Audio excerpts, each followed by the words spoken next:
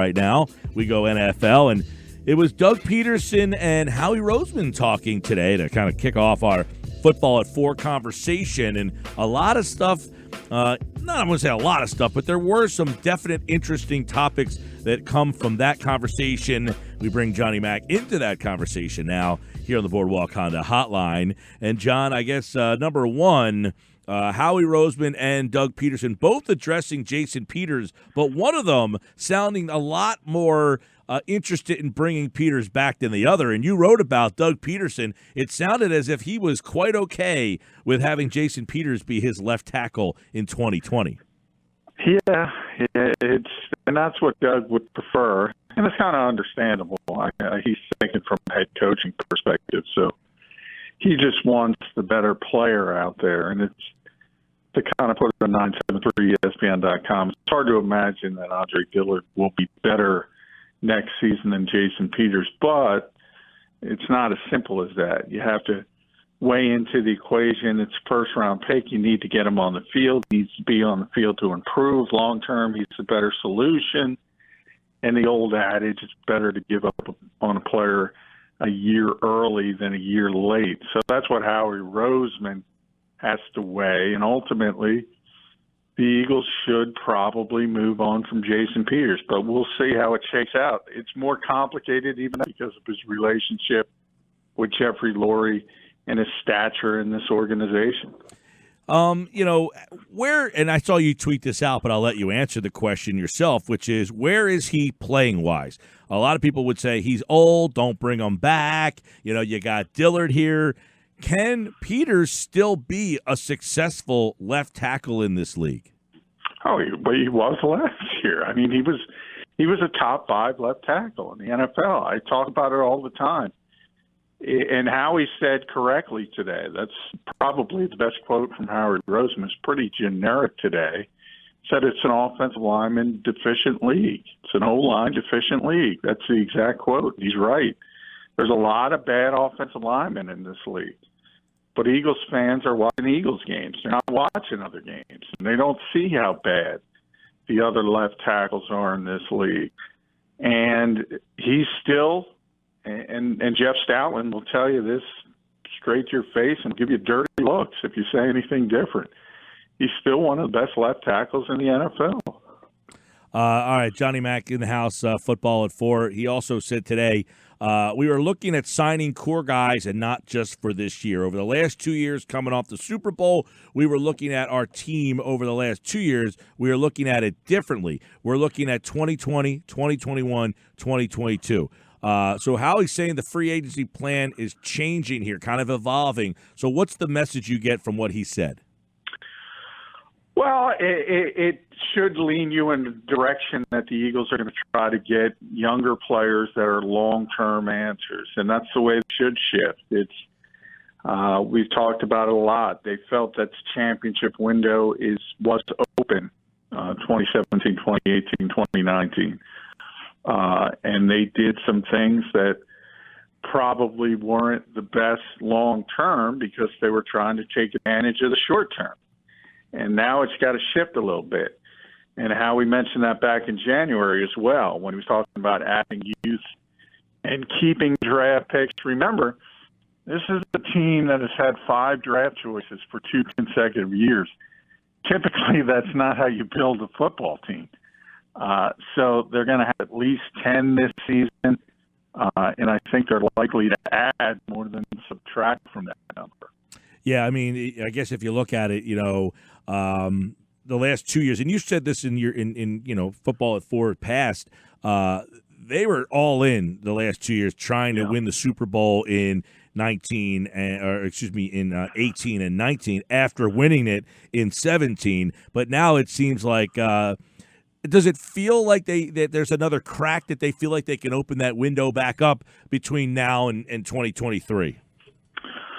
Well, I think there are different phases to roster building. I talk about it all the time. And the Eagles now have to go into a different phase because, remember, they had Carson Wentz under a cost-effective rookie contract. Now you go into that second contract where he's making, even though it's a value compared to some of the other quarterback contracts you're going to see, it's still a heck of a lot of money. So you have to shift the money on your roster around. You have to build the roster a little bit differently. And how do you do that? With young players, cost-effective rookie contracts versus a bunch of aging veterans, even on one-year deals, making the veteran minimum. That's more than a rookie's going to make at the minimum. So you kind of have to shift in that direction and build with younger players, and that's why Howie's talked about having those 10 draft choices and how important that is after back-to-back years of 5 and 5. Can't do that anymore. A couple other key points from this. Doug Pederson was kind of pressed on the Mike Groh firing, and they was asked if anybody had any insight on this. Did anybody push him in any directions? And he basically said, no, that's the good thing about working here. I get to make my own decisions. Jeffrey doesn't get involved. Roseman doesn't get involved. He said, quote, things just don't work out. I'm constantly evaluating everybody. I have to make tough decisions. I just made that move. So are we reevaluating the thought that Laurie had something to do with this, or is Pederson BSing us today? No, he was BSing. He had to. It's understandable. I mean, that's what you have to do. And we all expected him to do it. But there's been reporting from me and many other reporters. I mean, Jeffrey was involved. There's no question. Nobody's buying that spin. Just like Carson Wentz and Alshon Jeffrey, nobody's buying that as well. But when you're the head coach and you're up at the podium, sometimes you have to spin things. And he already did it on a Philadelphia area radio station, which he started in that direction, and we talked about it a lot, that he had to, you know, he was left hanging out to dry by the owner. And from that point, you have to turn it in the best way possible, and he's spinning it in the best way possible. But, you know, I think one of the underreported parts of not naming an offensive coordinator, although Rich Scangarello is essentially the offensive coordinator, just under a different title as senior offensive assistant. One of the underreported parts of that is Doug is a loyal guy, and Doug didn't want to fire Mike Rowe, didn't even want to fire Carson Walsh. So how do you protect your assistants? He put everything on his shoulders. Now, we all knew, and I've said ad nauseum on this show, this is Doug's offense. He calls the plays. It was Doug's offense. When Frank Reich was here, it was Doug's offense. When Mike Rowe was here, it's Doug's offense with Rich Scangarello. But now he doesn't have that offensive coordinator. So for the people that defaulted to it's all Mike Rowe's fault, he's trying to say, no, this is my offense. So in a way, he's trying to protect Mike Rowe. And also, the second part, Mike, look where Mike Rowe landed in Indianapolis with Frank Reich. Doug has tremendous, tremendous respect for Mike Rowe. And if he wasn't forced, he'd still be the offensive coordinator here. All right, a couple other things. Because obviously Doug said that he interviewed the coaches and told them that they would not be calling the plays, and he said that did deter some coaches for wanting to work here. But, I mean, do you think Doug really wanted to bring in a true offensive coordinator? Because he did get challenged about calling plays, and he said, no, that's what keeps me wanting to do this job. I like coming here to call the plays. Yeah, and he should. I mean, he's been a very good play caller, if you want to be honest about it. And again, contextually, if you want to compare it to the rest of the league, he's certainly amongst the top 10 or so, at least. You could argue even higher than that. But so the people calling for him to give up play calling, I mean, if you want to couch it in the fact that you like or prefer a CEO coach who can dip his fingers into different parts of the football, that's a strong argument. To say he's done a poor job, that's a weak argument. But from that standpoint, yeah, there's certain guys, and I've talked about it a lot, high-level offensive coordinator types who have proven in this league aren't going to take a job where they're not going to be able to call plays unless it's their only option. And that's just common sense, and we all knew it, and Doug kind of admitted it. But that shouldn't be a surprise to anyone. Mm-hmm. Now, if somebody like Graham Harrell turned it down because he couldn't call plays, that's a little weird. But for veteran guys who are proven, no, that's understandable. Howie Roseman, we are talking about we're not talking about a rebuild. We're talking about a retool with younger players. We kind of hit on the window here, but he's saying not a rebuild, it's a retool. I know nobody wants to use the word rebuild, but what are they closer to, a rebuilding team or that Super Bowl team? No, I agree with Howie. I think it's retooling. It's not rebuilding, and because you have the quarterback, and I think everyone understands that Carson Wentz is a franchise quarterback. Now you can argue where is he? Top 5, I would say, more likely top 10, and probably towards the bottom of the top 10. But still, nonetheless, you have the quarterback, and as I mentioned, it's the retool from a quarterback on a rookie deal and a quarterback on a second deal who makes an extensive amount of money. Look at Seattle. That's the perfect example. They took advantage of Russ Wilson's rookie deal. And when he signed again and redid yet again, he makes a heck of a lot of money. They've had to build the roster a different way, but they still remained a playoff team for the most part. So it's kind of a shift in how you have to build the roster because of the cost of doing business at the quarterback position. Yep, and we know that Carson Wentz making a big load of money right now, and that will change the way the Eagles move forward here with what they can do. How about Malcolm Jenkins? Howie said Malcolm's been a great player, great person. We will have honest conversations with all of our players. Is that him just kind of kicking the can down the road, or just like, I'm not telling you what's going on here? Yeah, he was just, Howie didn't take any of the bait for individual players. He was very generic, and Malcolm's been very above board, and he's not coming back under his current deal. So I don't know how he's going to work that if the Eagles want to play hardball.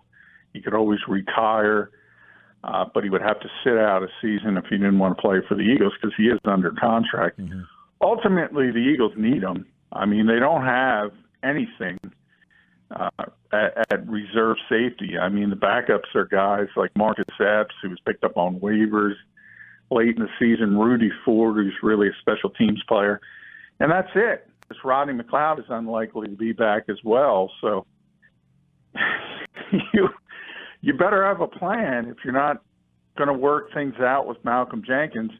John Elway today said the Broncos are going to franchise Justin Simmons, so he's not going to be available. Anthony Harris could be available, but that's a heck of a lot of money.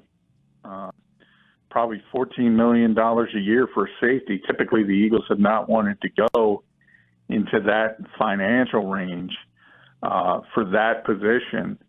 So you better have a plan B if you're not going to work things out with Malcolm. Yep, and that one should be interesting. I know a lot of people wondering what's going to happen there because if they lose him, they might lose both their safeties. We talk about their secondary being a problem on the corners. They would have almost 4 new players potentially in that secondary if Malcolm walks out the door, possibly 3, even if he's back. That's an under-talked about thing, I think, this offseason as well. First question fired off was about wide receivers, about whether they need them.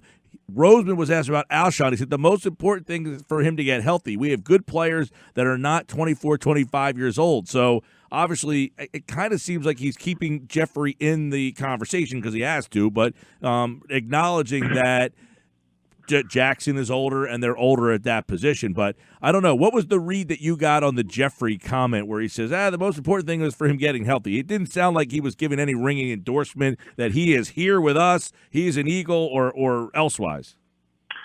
No, remember, even if you want to take the Eagles at face value and say there's no discord between Alshon Jeffrey and Carson Wentz, Alshon Jeffrey and the organization, even if you want to take that leap of faith, which is silly, but let's say for sake of argument, he's hurt, and he's not going to be ready in September. He's not going to be ready in October.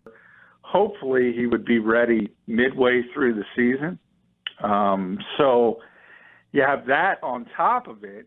And remember, the weakness of Alshon Jeffrey's game is speed and the fact that he can't run at this stage of his career. Can't run for a receiver in the NFL. And then he had a serious foot injury on top of that. He's not going to get faster. So I think the Eagles are realizing. And remember, Howie Roseman signed him to that rework deal that put Philadelphia in a bad situation. That's really one of the few contracts you can point to from Howie Roseman. Said that's a bad contract from what he did. So it's tough to admit his personal mistake as well in a public setting. But the Eagles know they got to revamp the whole wide receiver position.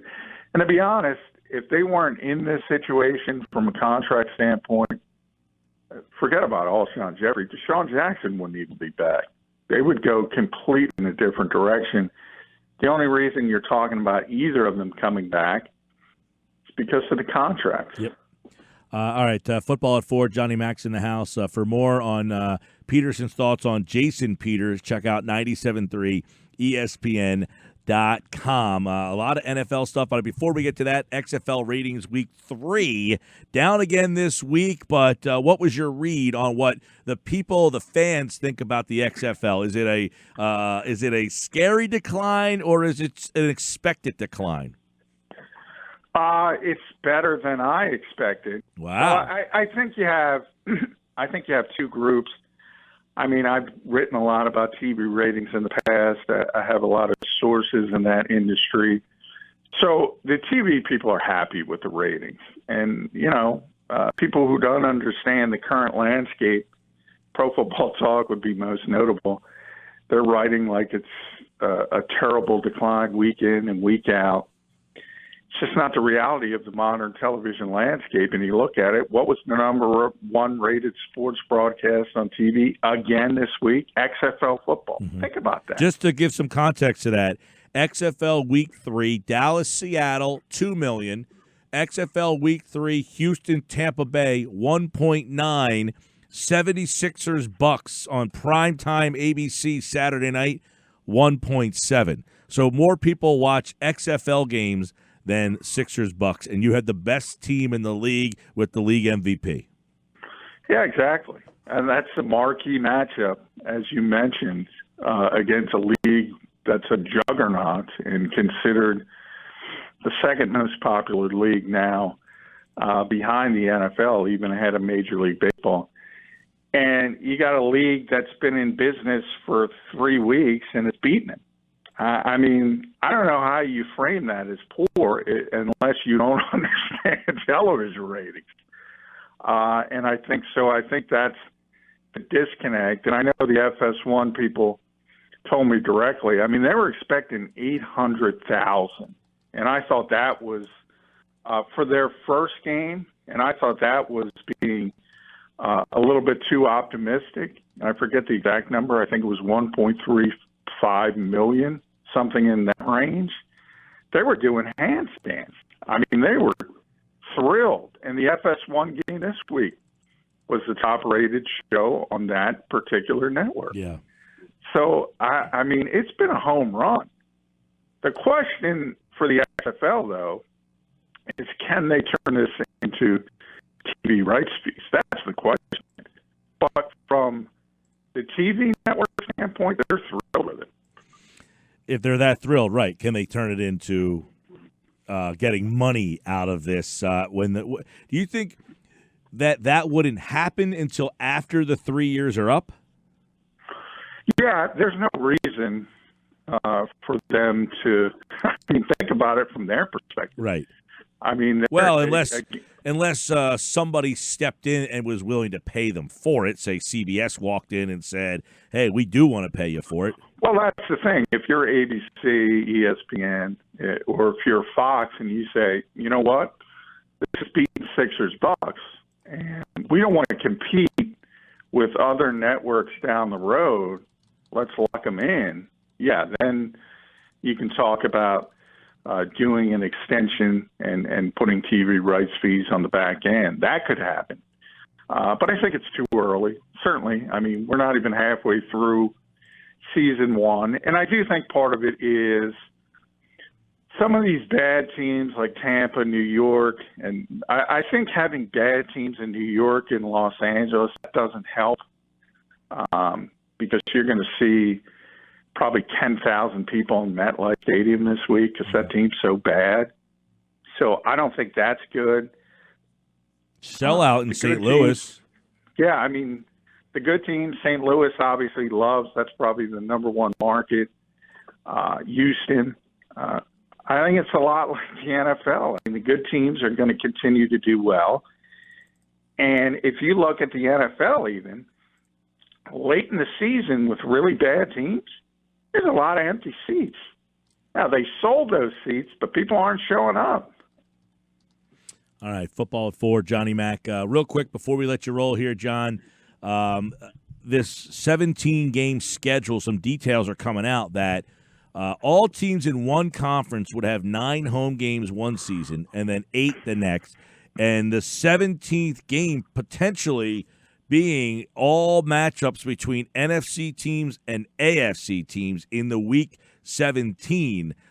Is that what we think is going to happen? And do we like that? I mean, the whole point of the last 2 games were against division rivals, and now you're playing a Week 17 game against a non-conference opponent.